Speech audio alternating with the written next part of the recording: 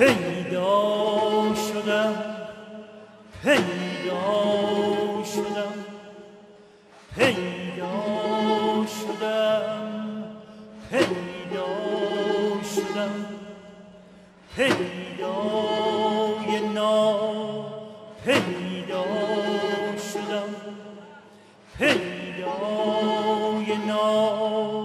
پیدا شدم شیدا شیدا شیدا شدم شیدا شیدا شیدا شدم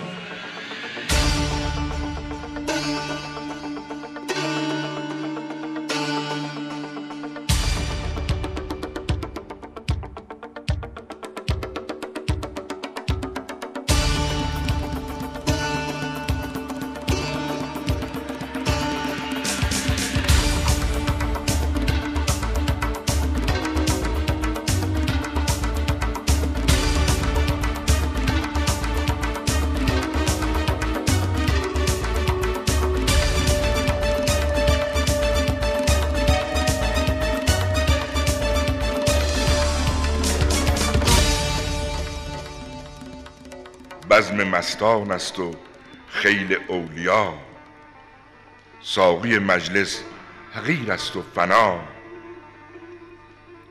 مظهر و دانش به لبها این نشید، ای گروه همدلان خوش آمدید.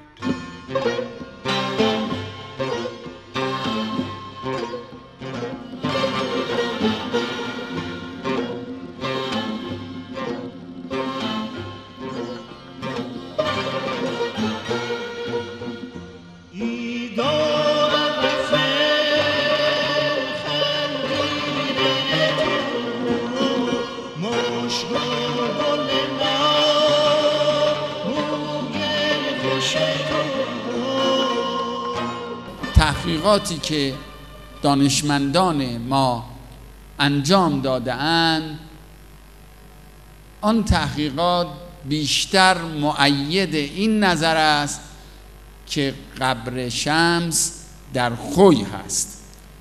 از این که می‌بینم در مدتی بسیار کوتاه تمام این شهر بر محور منار شمس تبریزی چون پروانه می‌گردند، خدا رو شاکرم.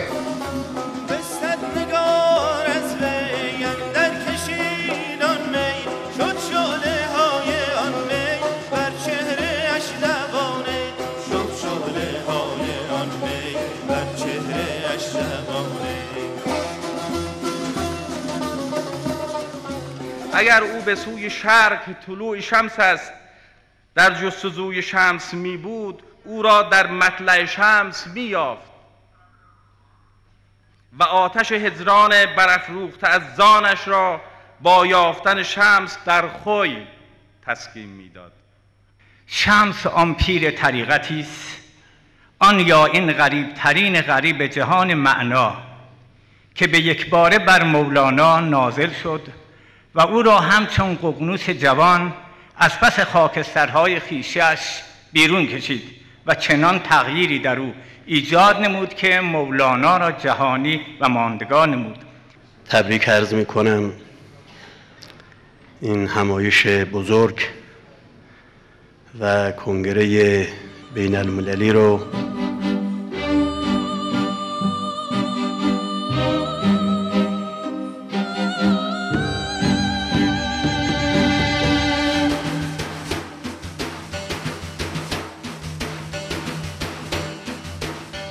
امروز که شمس تبریزی حلقه اتصال همه ماست و امروز که به واسطه وجود نورانی او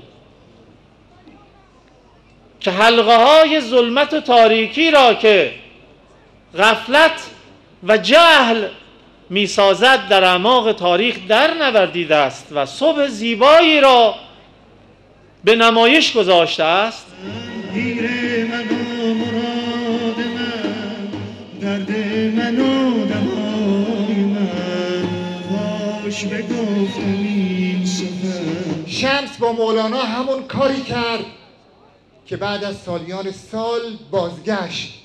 شمس در اینجا بود اما غریب بود.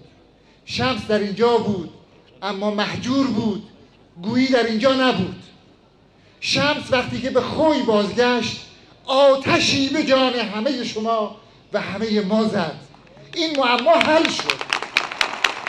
بنمای رخ که باغ و گلستانم آرزوست، بگشای لب که قند فراوانم آرزوست. ای آفتاب حسن برون آدمی ز ابر، کان چهره مشعشع تابانم آرزوست.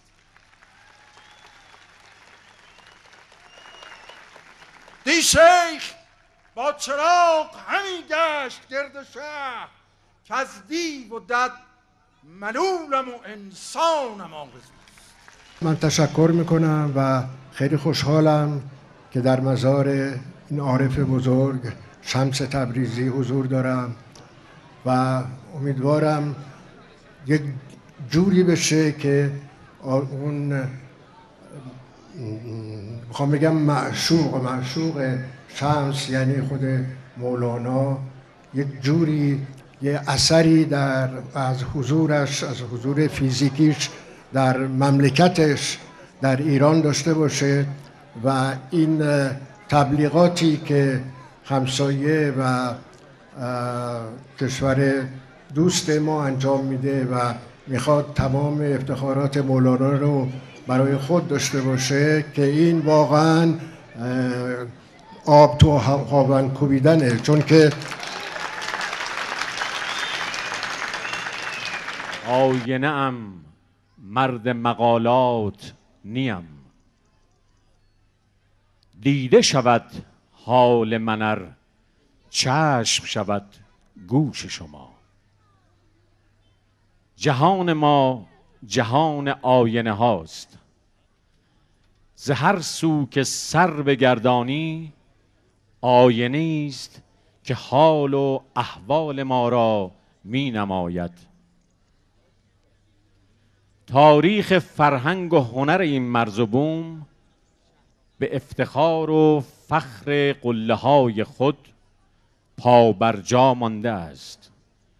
هر یک آینه‌ای به وسعت آسمان و آتشی افروخته در بیشه اندیشه و احساس. مولانا به شمس میگه این رو: تاج من است دست تو، چون بنهیش بر سرم، طره توست چون کمر بسته در این میان من. عشق برید کیسه ام، گفتم هی چه می کنی؟ گفت نبس بود تو را نعمت بی کران من. از مساعدتی که کردن فرماندار خوی، استاندار آذربایجان غربی و تمام مسئولین و بخصوص مسئولین فرهنگی اسلام مملکت و کشور و بخصوص جناب آقای دکتر ایوبی و دکتر جلالی